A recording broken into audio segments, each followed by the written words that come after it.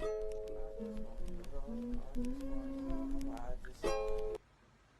Assalamualaikum. Nama saya Nur Aisyah Najiyah binti Azhar Syukri yang memiliki 13 DKA 20S1100 dan juga bersama rakan seperjuangan saya iaitu Nurul Aisyah Kisna dan juga Laila Hanum. Hari ini kebetulan kami akan membentangkan BMC iaitu produk kami Magic Blue yang terdiri daripada shampoo, minyak angin bidara dan juga habatus sauda. BMC ini iaitu bisnes model campus yang merupakan satu pendekan yang diasaskan oleh Alizda dan juga Waivis dalam mencipta dan menilai model bisnes. Pendekatan ini dapat membincangkan semua elemen-elemen penting bisnes. BMC juga menjamin pendekatan yang diasaskan minda bagi pelan bisnes. Elemen yang pertama iaitu customer segment, iaitu produk kami juga dapat digunakan oleh semua ahli keluarga pada musim pandemik ini COVID-19.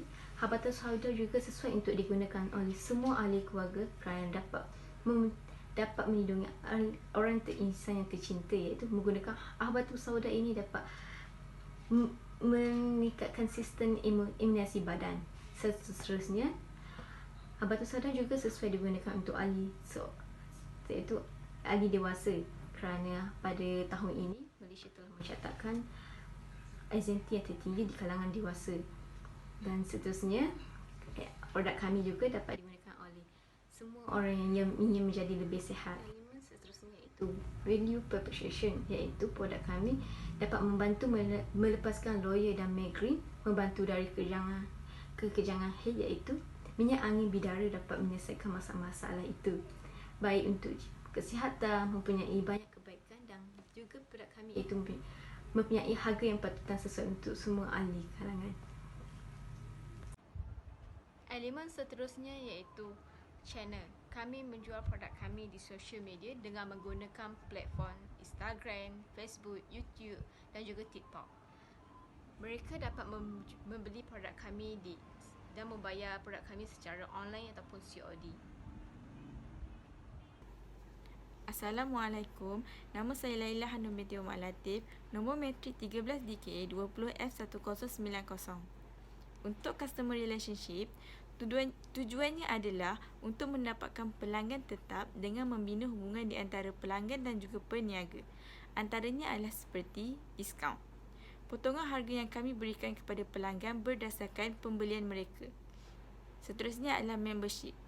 Apabila pelanggan mendaftar sebagai ahli membership kami, mereka akan diberikan poin mata dan poin mata tersebut mereka boleh tebus untuk mendapatkan ganjaran yang hebat. Dan ketiga adalah free postage yang kami berikan sekiranya anda membeli lebih daripada 3 produk kami, postage anda akan kami tanggung. Key activity. Key activity merupakan aktiviti utama yang mendatangkan aliran pendapatan dalam perniagaan yang dijalankan oleh kami adalah seperti menjual, iaitu dengan mempromosikan barang kami untuk mendapatkan keuntungan perniagaan. Seterusnya, mempromosikan di media sosial. Pada masa kini, penggunaan media sosial semakin meluas dan kami mengambil kesempatan ini untuk memperluaskan lagi perniagaan kami di media sosial seperti dengan menggunakan Shopee, Instagram dan juga WhatsApp. Seterusnya adalah pemasaran.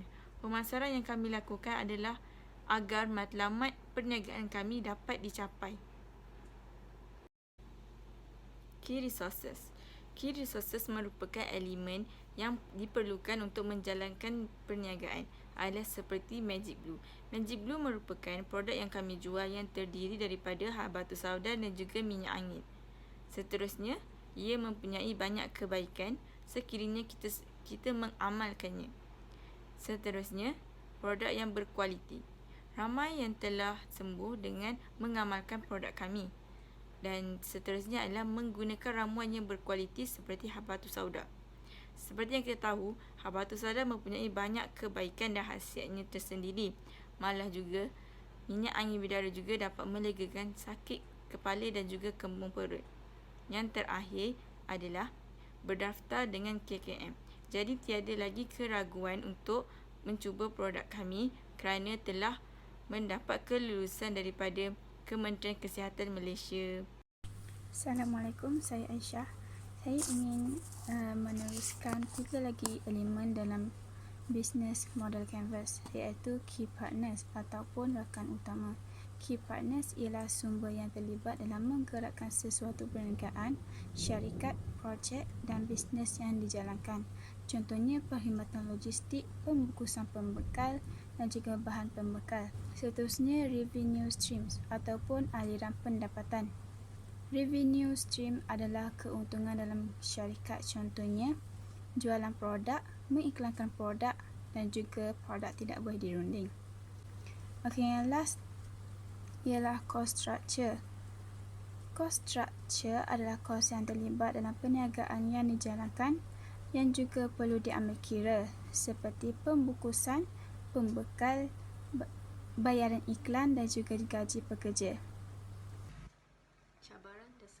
Cabaran dan halangan dalam membuat bisnes online sebagai dropship dan juga ejen, iaitu masalah yang pertama, masalah kehabisan stok. Masalah ini sudah biasa di kalangan peniaga dropship dan talian. Lebih buruk lagi, dropshipper tidak mengemas kini keadaan semasa stok dengan ejen, dan masalah ini akan mempengaruhi perniagaan dropshipper anda kerana barang yang diperlukan tiada mencukupi.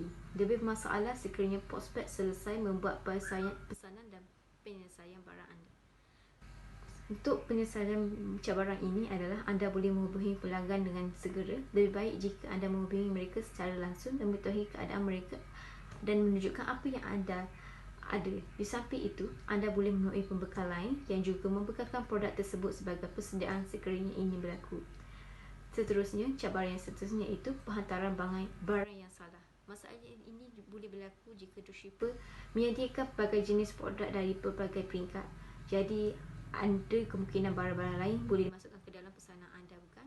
Dropshipper mempunyai banyak pesanan lain juga. Adalah norma bahawa mana-mana manusia boleh lari daripada melakukan kesalahan. Cabaran dan penyelesaian yang seterusnya ialah tersalah beri nombor tracking.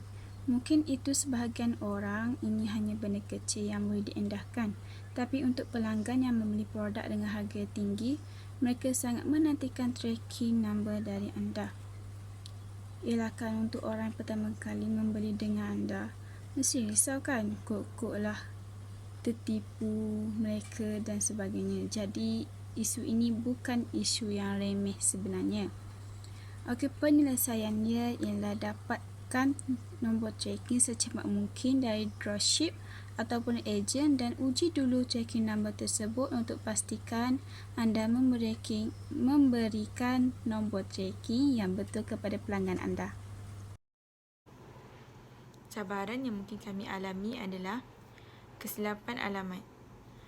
Ini boleh terjadi akibat daripada salah anda sendiri ataupun salah daripada dropship sendiri. Seterusnya, masalah alamat penghantaran yang salah akan menyukarkan pelanggan juga kerana mereka perlu membuat pulangan dan sebagainya walaupun itu bukan daripada mereka sendiri. Penyelesaiannya adalah beri sesuatu ganjaran kepada mereka untuk diskaun pada pembelian masa akan datang ataupun memberikan barang percuma ataupun sebagainya. Seterusnya, kita boleh memaklumkan kepada kurier-kurier tentang kesalahan alamat kita untuk menukar kepada alamat yang baru.